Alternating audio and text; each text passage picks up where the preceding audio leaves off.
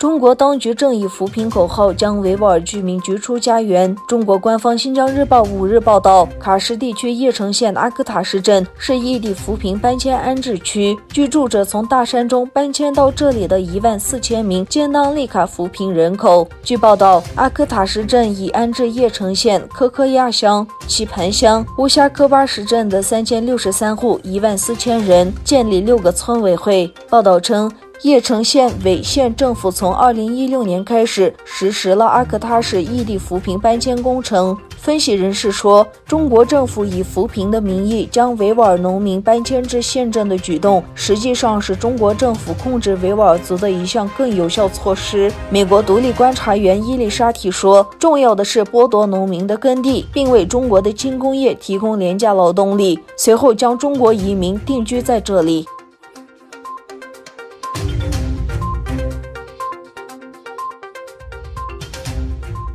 美国参议员多数党领袖麦康奈尔昨日预计，参议员会尽快为维吾尔人权政策法案进行投票。这项由共和党参议员鲁比奥提出的法案获得民主、共和两党支持。麦康奈尔说，法案将督促总统特朗普对需要为压制行动负责的人士采取针对性制裁措施。据路透社报道，除了维吾尔人之外，法案涵盖范围也包括中国境内的其他穆斯林少数群体，并呼吁特朗普政府加强对中国处理境内穆斯林少数群体的反应。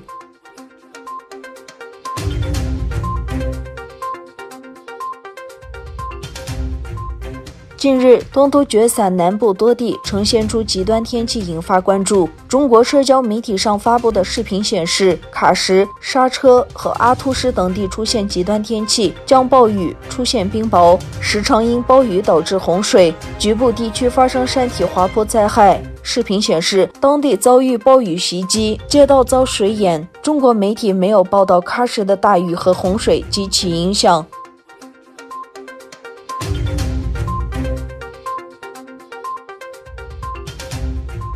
美国国务卿蓬佩欧称中国是美西方国家最危险的对手。蓬佩欧在参加广播节目时说，我们知道中国共产党没有及时分享信息，他们肯定早在12月就知道病例，甚至比那更早，而且他们的医生发现了问题，但是他们没有让他们说话，他们把记者赶走，这些都是权威政权所做的一切。正如总统所说，如果他们的行为有所不同，那么今天仍有数千人还活着，而我们对全球经济的破坏将大大减少。当他被问及我们花了很多时间谈论俄罗斯时，但在当今世界舞台上，我们认为可以说中国是美国和所有西方政府最危险的对手，你是否同意时，蓬佩欧说，是的，我同意。特朗普总统在2016年竞选时确定的挑战非常明显，他指出中国是对美国工人的威胁。